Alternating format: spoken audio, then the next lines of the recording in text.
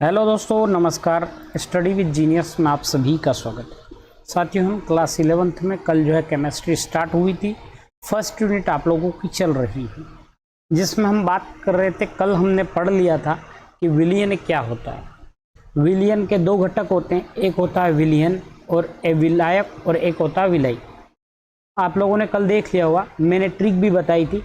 विलायक है ना, और क्या था, विलय। इन चीज़ों से आप लोगों को समझ में आ गया था। मैंने एक ट्रिक भी बताई थी शानदार, कि 1 2 3 4, जिसमें 4 वर्ड है और इसमें कितने वर्ड है, 3 वर्ड हैं। अर्थात जिसकी संख्या ज़्यादा है और वो ज़्यादा मात्रा में है तो वो क्या कहलाएगा, विलायक कहलाएगा। जो कम मात्रा में है वो क्या कहलाएगा, वो विलयन कहलाएगा। ठीक है, यहाँ तक जो है कंप्लीट हो गया था। नेक्स्ट साथियों, कल मैंने बात की थी कि हम कल पढ़ेंगे मोलरता। मोलरता पढ़ेंगे, साथ साथ मोलरता पढ़ेंगे। इन दोनों चीज़ों में एक नॉर्मल डिफरेंस है और उस डिफरेंस के तहत मैं आप लोगों को बहुत क्लियर करूँ। मोललता है ना, ये पूरा दोनों चीज़ों को समझाने के बाद मैं आप लोगों को एक शानदार ट्रिक दूंगा और इस ट्रिक के माध्यम से आप लोगों को दोनों का डेफिनेशंस की डिफरेंस तक क्रिएट हो जाएगा।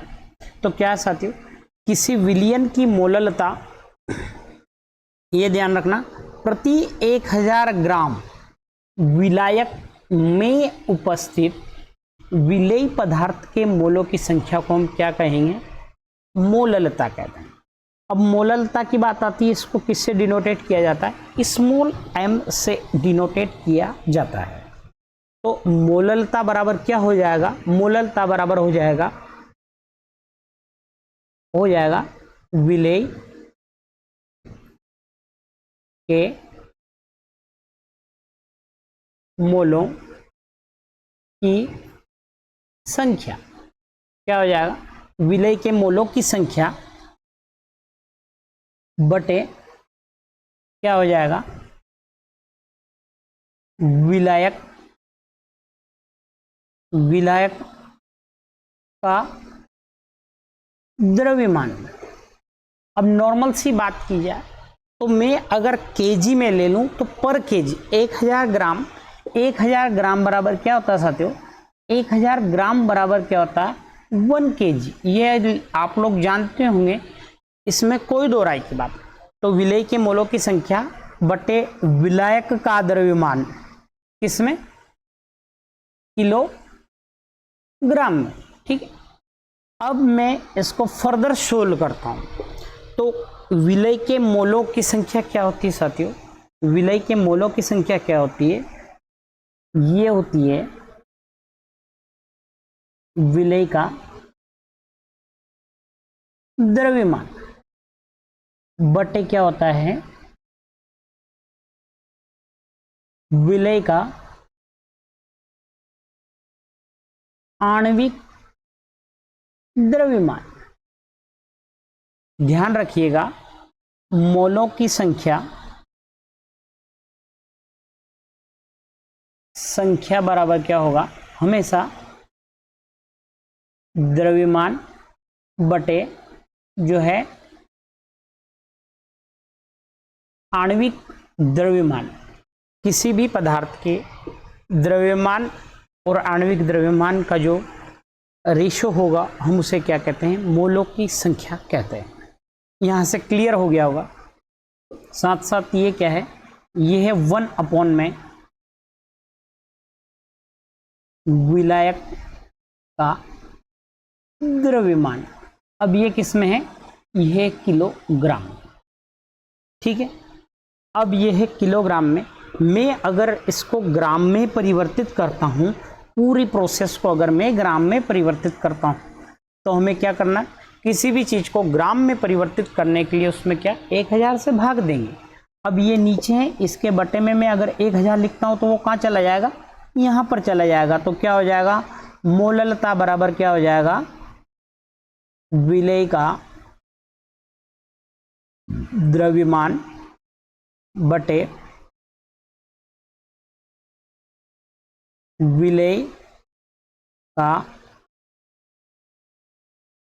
आणविक द्रव्यमान इंटू 1000 बटे विलायक का द्रव्यमान, और ये किस में, ग्राम में। तो यहां से स्पष्ट हो गया होगा आपका मोललता। ठीक है, ये यहां से आप लोगों का जो है मोललता कंप्लीट हो गया। अब नेक्स्ट चीज पर चलते हैं। अब किसी को कोई अगर डाउट भी रहता है साथियों तो फिर से रिप्ले करके क्लास देख लीजिएगा, कंप्लीट क्लियर हो जाएगा। अब बात करते हैं मोलरता। तो साथियों एक चीज है और ट्रिक मैं यहां देता हूं, है ना, किस तरह से दूंगा देखना। ये लिखा है साथियों मैंने मोललता, और ये मैंने लिखा है मोलरता। ठीक है साथियों, मोललता में यहां पर ल है, यहां पर ल है ना, लेकिन जब डेफिनेशंस में, तो डेफिनेशंस में ल रहेगा क्या, नहीं रहेगा। इसमें केवल एक ल है, एक ल और हमें लाना है, तो वो हो गया लीटर वाला। कौन सा हो गया, लीटर वाला। डेफिनेशंस में देखिएगा, प्रति लीटर विलियन में उपस्थित विलेय के मोलों की संख्या को हम क्या कहते हैं, मोलरता। क्या कहेंगे, मोलरता। और इसे कैपिटल एम से जो है डिनोटेट किया जाता है। तो ध्यान रखिएगा, जहां पर र है वहां पर हमें ल लेके आना है, तो हम क्या कहेंगे, प्रति लीटर। क्या कहेंगे, प्रति लीटर, है ना। लेकिन साथियों ध्यान रखना, वो विलायक के रिस्पेक्ट में था और ये किसके रिस्पेक्ट में है, ये विलियन के रिस्पेक्ट में। किसके रिस्पेक्ट में है, ये विलियन के रिस्पेक्ट में। तो देखो उसी तरह से मैं इसका भी फॉर्मूला जो है बनाते हैं, डेरिवेट करते हैं। तो क्या होगा साथियों, ये हो जाएगा हमारा मोलरता बराबर विलेय के मोलों की संख्या बटे, ये हो जाएगा विलियन का आयतन, और वो भी किसमें, लीटर में। इसी तरह से मैं फर्दर सोल्व करूंगा, तो विलेय के मोलों की संख्या को हम क्या लिख सकते हैं, हम लिख सकते हैं विलेय का द्रव्यमान बटे विलेय का आणविक द्रव्यमान, है ना, इनटू मैं अगर इस विलियन को मिली लीटर में अगर बदलता हूं तो यह क्या हो जाएगा, 1000 बटे विलियन का आयतन। आयतन वो भी किस में, मिली लीटर में। ठीक है, तो यहां से मोलरता और मोललता जो है आप लोगों को क्लियर हो गया हो। अब नेक्स्ट क्वेश्चन देखते हैं साथियों क्या है। नेक्स्ट क्वेश्चन यह है कि मोलरता और मोललता में जो है आप लोगों को एक डिफरेंस लिखना है, अर्थात क्या लिखना है, अंतर लिखना है। तो दो अंतर तो आप लोगों को, है ना, क्योंकि दो डिफरेंस तो आप लोगों को जो है क्लियर हो गया होगा। साथ ही साथियों केवल एक अंतर आप लोगों को मैं डिफरेंस लिखवा देता हूं। एक तो दोनों की डेफिनेशंस लिख देना, ठीक है, साथ साथ ये लिख दिया मैंने मोलरता, और ये क्या लिख दिया मैंने, मोललता, है ना। तो फर्स्ट मैंने डेफिनेशंस लिखवा दिए कि प्रति लीटर, है ना, किसी विलियन के 1 लीटर में मोलों की संख्या कहलाएगी मोलरता। किसी विलियन में विलेय के, किसी विलियन में विलेय के विलायक के 1000 ग्राम में विलेय के मोलों की संख्या को मोललता कहते हैं।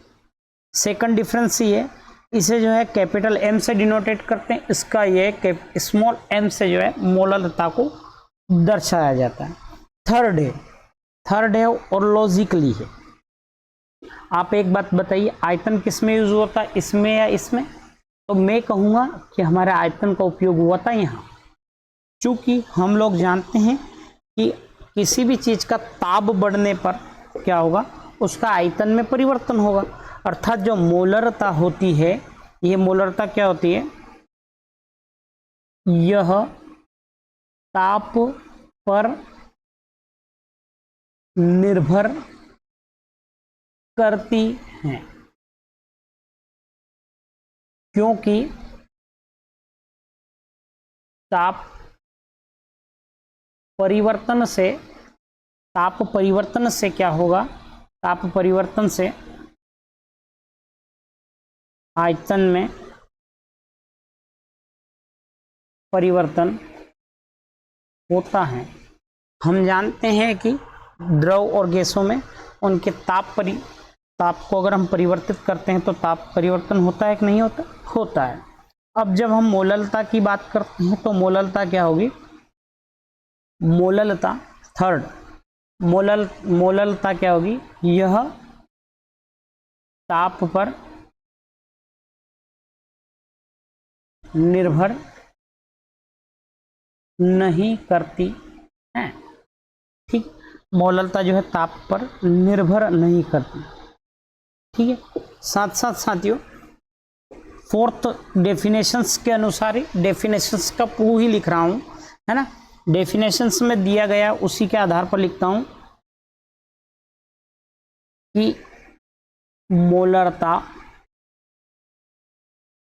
विलयन के